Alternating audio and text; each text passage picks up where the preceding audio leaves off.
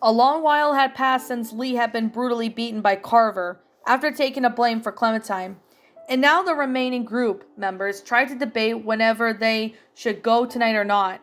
Bonnie had agreed to help them once it was time, but at the moment, a couple of them were unsure if they wanted to go tonight or not. Luke and Mike, who were standing by security shutters speaking with Bonnie, had eventually moved away and joined with the rest of the group. "What did Bonnie say?" Rebecca inquired, eager to get out of there as soon as possible. "She said that she can get us out of the pen if we get the PA system going," Mike answered. "She thinks attracting that horde of walkers, the second she hears it, she'll run over and spring us." "Walkers?" Clementine queried. "Then what are we supposed to get out of there?" "I think I can handle that," Jane assured. Now it was time for her turn to do something useful to aid the group. "Remember what I said. If we smear ourselves in walker blood, then they can't tell us apart. We can just walk among scot-free." "That's a great idea," Rebecca agreed, anxious to get out of there before Carver returned. "Rebecca, it's not that great," Luke countered, with a worried expression rose on his face. "What are you talking about?" Rebecca inquired, shocked and confused to see the younger man he had just said. "What, do you want us to stay here or something?" "Look, I know part of this is my fault. I know, I was hungry. I got reckless trying to steal some food and I got caught," Luke explained, but not exactly the reason why it was not such a great idea. "Are you frickin' nuts?" Lily was in complete shock of what he just suggested. "It's your fault. Even we're in this situation and now." "We can't stay here," Clementine clashed, not wanting anyone else to injured or die because of after everything that happened. "Exactly. We have no idea what Carver is going to do to us next. We have to leave now." "Look, I hear what you're saying, but it's risky," Luke explained. "Risky? Did you see what that son of a bitch did?" Mike reminded, referring to the injured Lee. "Look at the plan in the works. Nothing needs to change. It's all set up. The hard part is done. This guy's freaking crazy. Who knows what he'll do next?" "Yeah, but how are we dealing with a guy beat to shit? Carly's in no shape to do anything. I'm in a goddamn mess." Luke then picked out the flaws of the plan that they could not escape yet. "Look, we should rest up, okay? We should bide out time and wait for an opening." "Bonnie's agreeing to help us tonight," Mike reminded him. "And that doesn't mean she wouldn't do it some other night," Luke quickly responded, countering his reason on his own. "We're not waiting," Rebecca refused, eager to get out of there the second they had an opportunity. "I'm not staying here a day longer. Who's to say Carver won't shoot me once his baby is born?" A couple of the group remained silent during their conversation when the argument on what to do. They did not know whom to trust. Staying here any longer was bad, but going tonight when a couple of them are not going to fit is also bad. What would they do? Before long, Carlos had returned to attending Lee and had a look of his face that did not look good. Carly leaned herself up after spending hours of crying since Lee. "This exactly is what I'm talking about, you guys," Luke explained, noticing Clementine's each upon the injured Lee. "He's no shape to go." "You better fix him. You better," Clementine told Carlos, not wanting to lose her guardian friend after all he had done for her. He did not deserve this. She had hoped that he would pull through, but all she could do was wait. "I'm doing my best," Carlos assured in a tone. "I got him stable as I could. I cleaned out the blood, got some of the swelling down. He's only bruised across his face, but until he wakes up, we won't know if there's any damage to the brain." Carly burst out in tears yet again, hearing the news of Lee possibly having a permanent injury. "Shit," Mike swore. Luke could only think of more possible situation of getting him out of there by tonight, but he was certain that not everyone was going to agree with him. "Okay, look, maybe I'm just playing the devil's advocate here, but damn it, if you're all serious about going tonight, then we should all start talking, maybe leaving some folks behind." "No!" Carly refused. "There's no other way," Luca replied. "There is another way," Sarita countered. "This is bullshit," Rebecca admitted, obviously not agreeing with the selfish plan of his. "Well, I don't like it either, but guess what? It's where we're at," Luke explained. But his words did not conceive to get the others to agree. "Lee, Clementine, Lily, and I are only here because of you people," Carly reminded him. knowing that this was unfair for her and her family to be involved in this situation. And now they wanted to leave him, and it was their fault in the first place for being there? And you just want to leave us behind? Screw you! We should all risk our lives? Carlos asked, while shrugging his arms mid-sentence. What are you saying? Rebecca inquired. Nothing, Carlos answered. I'm just pointing out the obvious. We're not leaving Lee. Carly refused. She would rather stay with Lee and suffer from Carver's tranity than just leave him behind like this. No, we're not leaving Lee, Clementine agreed with Carly, feeling the same way about her and the others just being there because of them. That's not fair. We stick together. Life ain't fair, Clem, Luke reminded her. We're just trying to make the best of the bad situation. No one wants to leave Lee. Good, because no one ain't leaving me. Hearing the family voice, everyone shifted their attention towards over the side of the yard. They were super relieved to see Lee was awake and was able to walk and talk under his own strength. He still had a bit of trouble walking, but after the injuries he had suffered, any other person he would have still been unconscious. His face was bruised after many injuries he had taken, but he still seemed fine. Carly stood up and approached him and embraced Lee in a hug, to which he returned. I'm all right, Carly, he assured, growing slightly while speaking. He waited until she was done hugging before speaking up to the rest of the group. The plan does not change. We're leaving. You're one tough bastard, Mike admitted, chuckling slightly mid-sentence. Do tough bastards get knocked shit out in front of them, everybody? Lee inquired. A slight grin appeared across his face. He watched as Clementine approached him with yet a sad yet regretful expression. You alright, Clementine? Don't blame yourself. It was my choice to take the blame. Clementine did not respond, instead ran towards Lee and embraced him in a hug. It's all right, Lee assured with a slight smile across his face, and he turned to hug Clem, and Clem held him close like if she was his own child. Once the two were done hugging, Luke spoke up about their sudden change of plan. All right then, now what? We get out of here. It's time, Lee answered. Like now? Luke inquired, still thinking about the bad idea to leave tonight. Yes, Rebecca answered. Where are we going? Lee inquired, knowing that they had to make a plan. In case if things get bad, we get separated, we find a place to meet up. We could meet out in the Parker's Run, Mike suggested. What's that? Lee asked. It's a Civil War site a few miles up north. A tourist trap. Got signs written all over. Just follow the road, Mike answered, describing the meeting place they planned to head. We've stopped there after we escaped the first time, Rebecca added. Luke and Carlos know where it is. It's not that far. Well, if a couple of you know where it is, it'll be easier to find if we're split up, Lee stated, trying to look for the bright side of their current situation. Alright, that works with me. Now all we gotta do is just get someone on at something to set off the PA system. Who's supposed to do that? Unfortunately, there was one person that might be able to get out of the yard without any drawing their attention to herself. It was none other than Clementine. One by one, everyone shifted their sights over to Clementine with the normal expressions yet on their face. Luke, however, was shocked to see that they wanted to send her. Wait, hold on, Luke interrupted, unsure if they should send Clementine on her own for a second time. She's the plan? Yes, she is, Lee answered, while folding his arms together. She got in there once. She can do it again. Clementine, realizing that everyone was right, and she would be the only one to get out of the yard with the via rope that Jane commonly used for her job there. She did not wish to go, but it was necessary. Why is it always me? She inquired. Everyone proceeded over down towards the rope to get Clementine up. Mike picked up Clementine, held her over his shoulders for the second time, while she grabbed the rope and yanked it down. Once Clementine grabbed onto the rope with her feet raised on the hook, Rebecca briefed the young girl on her job that she needed to do. Be sure to flip the switch on the outdoor speakers. Just the indoor speakers may not draw the herd. That's right, on the microphone box. By default, it's set to play music. So you should just turn it on, then climb back up and drop down to the stockroom. We'll meet you there, Rebecca finished, and hoped that Clementine remembered all this. To be certain, she remembered all the instructions and did not forget anything. Clementine repeated what Rebecca said.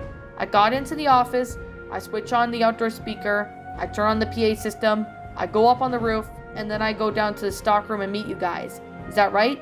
Perfect, Rebecca smiled. Mike began to pull Clementine up towards the roof again for the second time, and hopefully Troy or the other guards may not arrive again, to which resulted in Clementine having to make a jump for it. Hopefully she would be able to get into Carver's office and meet them in the stockroom without being caught. Be careful, Carly warned. Good luck, Clementine. Lee wished her good luck. Thanks. Clementine nodded in agreement as she reached over towards the ladders, pulled herself up on the ladder cage, and proceeded to climb towards the roof. Now all this rest of them they had to do is wait until she returned. Once she was gone, the rest of the group prepared themselves to escape. The second Bonnie would arrive to assist them is to get out of there. They did not have any weapons for now, and even if they did, the odds of finding their way out of there would be slim. Their only option was to listen to Jane's plan, and they sure did not like the sound of it, but it was better than nothing. While the group was waiting, Carly had helped Lee sit down for a moment for him to rest, despite the fact he insisted that he was fine. Lee, you need your rest. Carly, I'm fine, Lee assured, groaning slightly as he sat down on one of the stairs around the fire. I can't rest. I gotta be ready to move once Bonnie arrives. Mike approached Rebecca while they were waiting, and had an interesting question in the back of his mind to ask. How do you know the PA system anyway? I used to make a lot of announcements back in the day. I had flipped it once. Luckily there wasn't really much around at the time to hear it, Rebecca answered. It was pretty loud though. You think it will attract walkers? Lily inquired as she joined the conversation. It should be, Rebecca admitted, but she was not 100% sure if it was going to work or not. We better hope so, Mike replied, folding his arms together as he eyed the security shutters, expecting Bonnie's arrival at any second now. Nearby, Luke and Carlos were having a discussion on the weapon situation if they were to be spotted. After all, everyone in this community was armed with AK-47s, and they would have been prepared if anything goes wrong. We will need weapons, Carlos admitted. We might run into trouble on the way. No problem, Luke assured, already one step ahead with the weapons situation. I was speaking to Bonnie. She mentioned that she used to get a couple of weapons in that bag that she was going to bring us when the PA system goes off. So she should be enough to get us out of here. We better hope so, Carlos hoped, folding his arms together and then leaned over towards his daughter, who seemed to be yet sad, somewhat scared. He hoped that he would be able to protect her and get her out of there in one piece. After a couple of minutes or so had passed, loud static began to turn on from the speakers, followed by a recording voice of a woman's. The PA system has activated. Everyone ran towards the security shutters where Bonnie returned. She made a haste to get a move on. She opened the security shutters and holstered a single action with army revolver. Quickly, we need to go, now. Did you get us the weapons? Luke inquired. Yeah, here. She replied, taking the backpack and opening it up, revealing it to be a couple of weapons for them to use. Luke's machete, an extra machete, a knife, a hammer, a hatchet, and 2 Glock 17s. Take what you need and we'll get moving. The entire group armed themselves with weapons and proceeded to follow Bonnie into the yard of the community. Lee took the Glock 17, Luke took the machete back, Jane took the knife and the other Glock 17, Carlos took the hammer, and Sarita took the other machete. From charcoal barrettes and to propane tanks, House has all you need to make your special day. Alright, y'all, you follow me to the stockroom, Bonnie instructed, as she with the other community went down to the others following behind her. A couple of them had a little trouble moving because of their injuries, but they were still able to keep up with the rest of the group. Bonnie had her hand out for a moment when they reached a huge shopping area, begging them to stop when they saw one of the guards, Hank, run back down the stairs that led to Carver's office. It could only be assumed it was turned off the PA system, but he could not do it for some reason. Bonnie watched as Hank ran into another room, leaving them in the clear before any more guards returned. Alright, he's gone. Let's go. This week only, Kennedy lead blowers are 22% off at House for that deal. How much further do we have to go? Carly inquired, unsure of where the stockroom was. It's just up ahead, Bonnie assured, unable to look towards her as she continued to lead them down the stockroom. The group eventually made it towards the stockroom and ran inside, closing the doors behind them. They were about to continue over towards the bay door. However, as luck would have it, a familiar face was already waiting for them.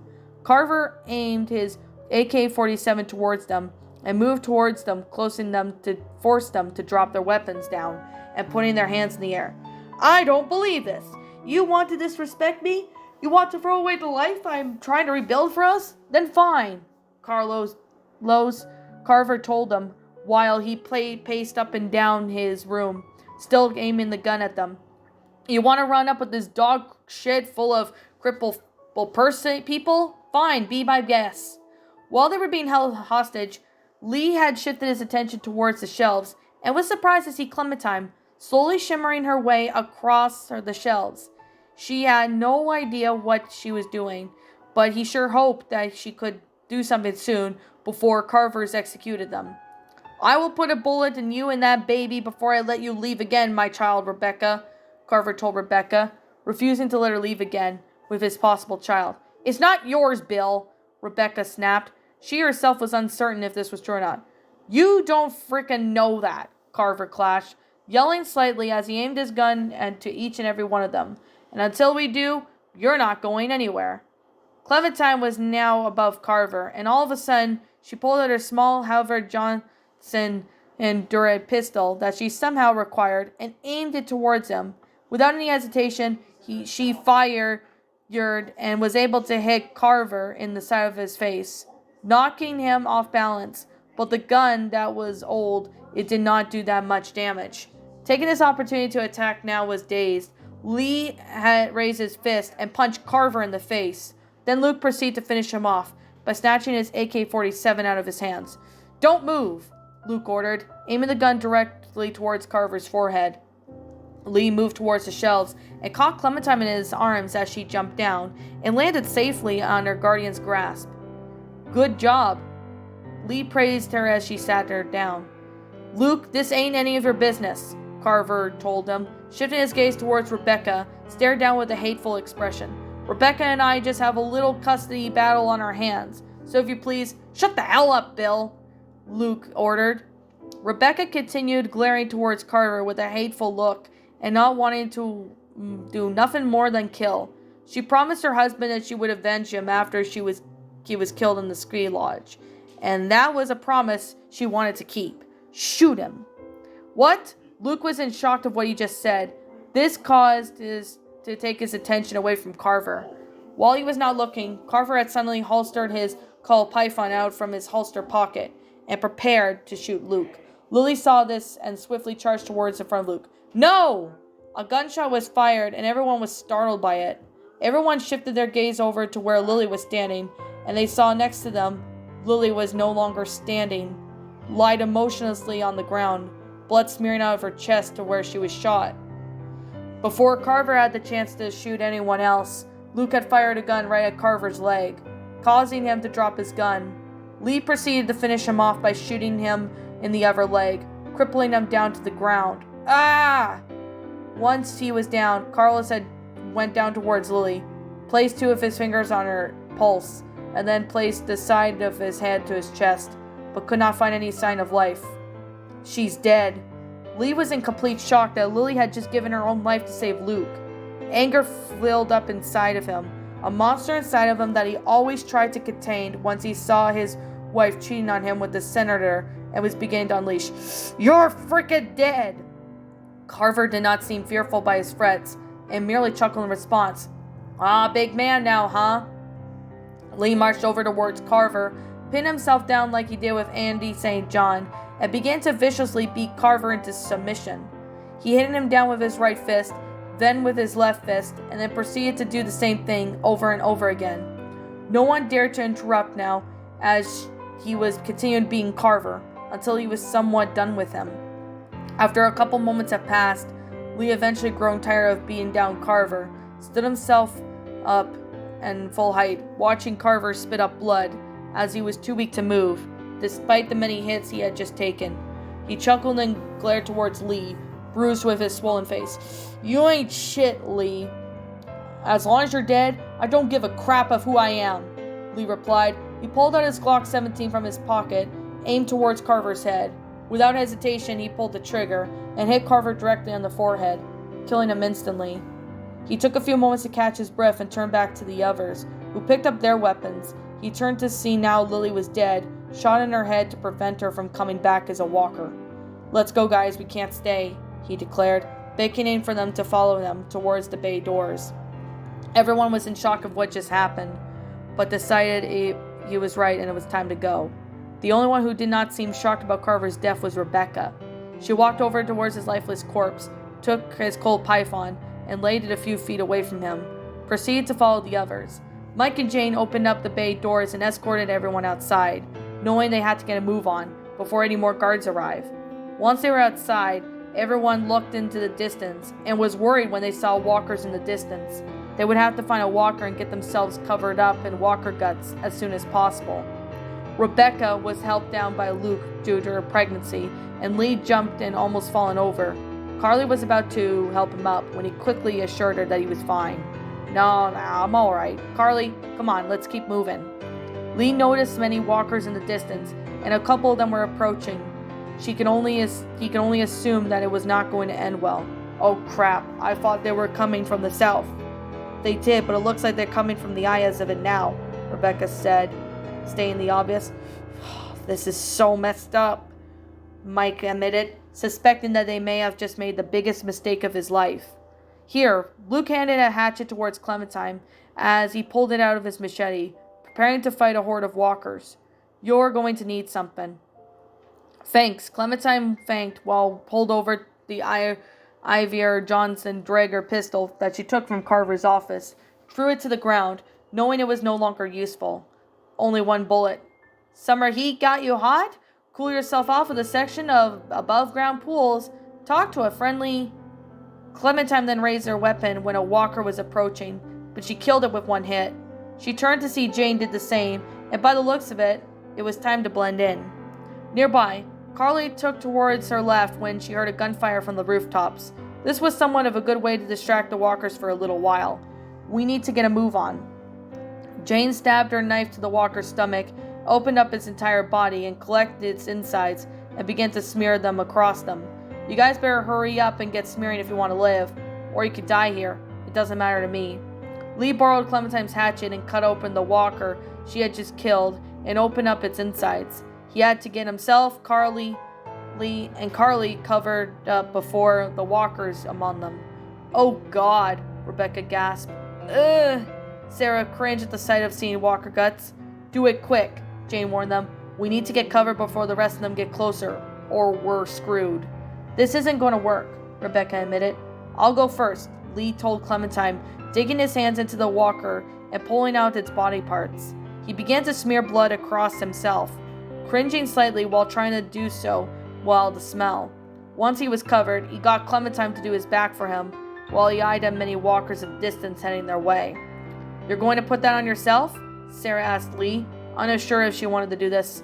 We have to, Sarah, Clementine replied, while Lee rubbed the walker guts on his back, and once he was covered, she took some more blood to the dead walker and began rubbing the walker blood around her face, her neck, and all around her torso. Okay, now you turn around. She picked up one more walker blood and proceeded to rub against Sarah's back. It smells gross, Sarah admitted. No shit, Mike sarcastically said. Everyone, shut the hell up and get yourself covered, Jane ordered, knowing that they did not have much time. Carlos, who was now covered in walker guts, walked over towards his daughter and helped Clementine smear the walker guts while trying to keep her calm. It will be okay, honey. Just stay still. Are you sure? Sarah inquired. I'm sure, Carlos assured, as he began rubbing the guts around the front of her body, while Clementine continued to rub her back. There's nothing to fear if you remain calm. I'll keep you safe. Nearby, Luke, Rebecca, Carly, Mike, Sarita, and Jane helped one another rub their backs of raw walker guts, as the horde was slowly getting extremely close. They had to get a move on. Hurry the hell up, Jane requested, folding her arms together when Carlos was finally finished covering up Sarah.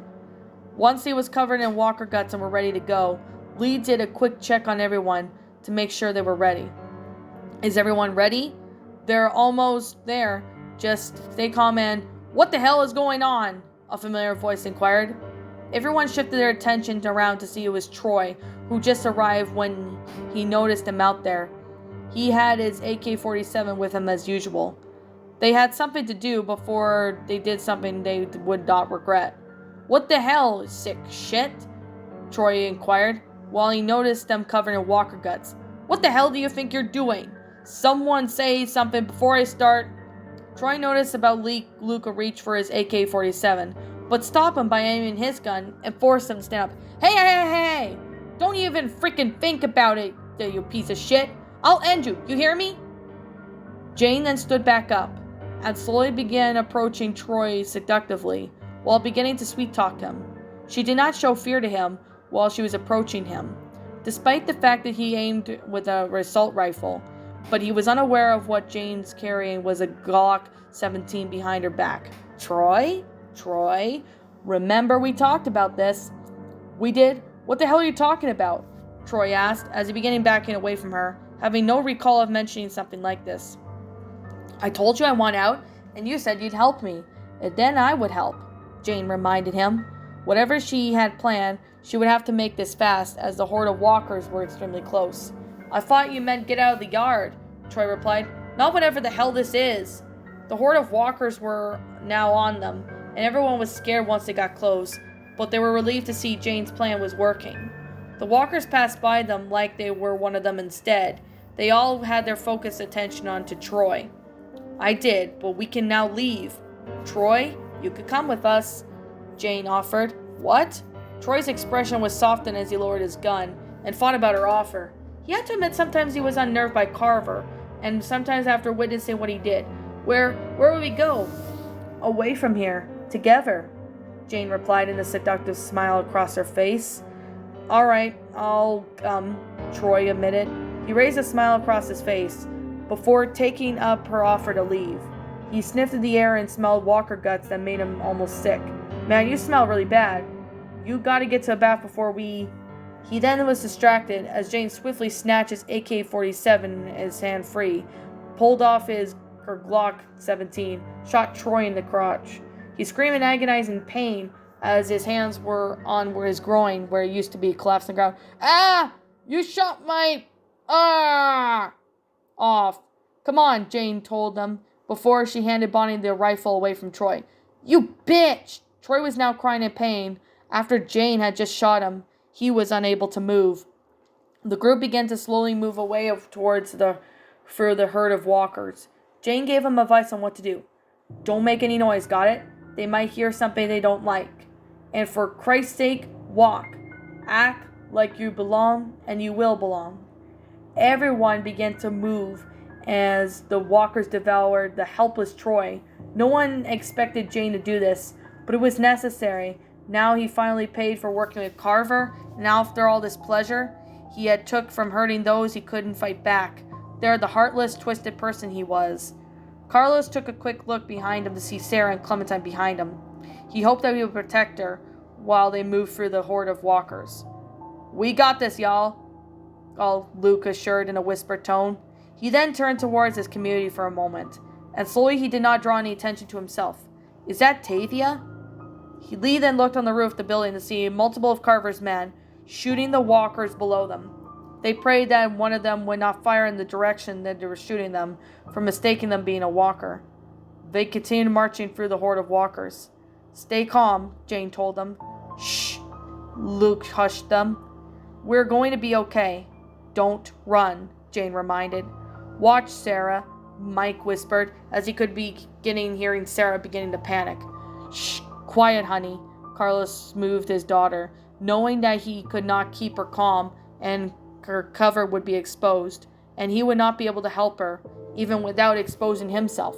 "Clementine, help me. Calm her down, please. Just say something. You're her friend." Lee, who was standing very close to Clementine, noticed a walker nearby that could hear Sarah's panicking tone, and turned towards to investigate. Clementine was unsure of what she could say to keep Sarah calm. Whatever she was going to say, she had to do it quick. "Clementine, you..." Carlos did not have the chance to finish when he was suddenly shot at the side of his neck, causing him to collapse to the ground. "Ah! Dad!" Sarah screamed. She could only watch the two walkers jump onto her father and begin to devour him.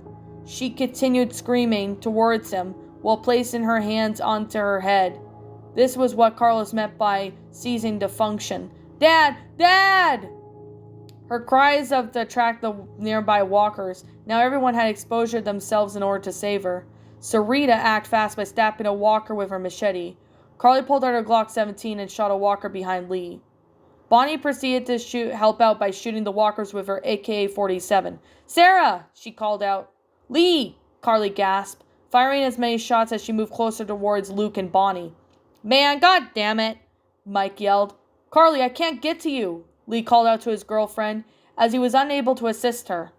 Sarah was devastated by her father's death and began crying, and by the looks of it, she did not seem to realize that the horde of walkers— Please, Daddy, no! Sarah, shut up!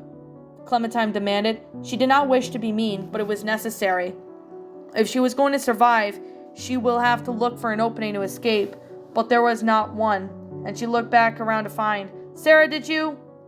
Sarah became too hysterical and had to run away from the horde of walkers, disappearing from everyone's sight. Unable to help her friend, Clementine had to defend herself from the oncoming walkers. Clem, stay by me, Lee shouted as he killed a walker that got him close by whacking the side of his face with a hatchet. Another walker approached him, but instead of killing it, he leaped out of the way, pulling Clementine with them. Causing the walker to fall down, he jumped to see another walker approaching her and stabbed it in its forehead. Ah! He groaned, unable to keep his strength much longer. Lee ran through the horde of walkers with Clementine beside him. When he heard a gasp, he looked next to his left and saw him. He watched as a walker had caught Sarita and was biting into her right wrist, and she was desperately trying to escape, but even if she did or not, Lee knew that she was bitten, and this means she was going to turn. Sarita screamed as the walker bit more into her wrist, but this was dramatizing experience soon ended when Lee killed the walker using the machete.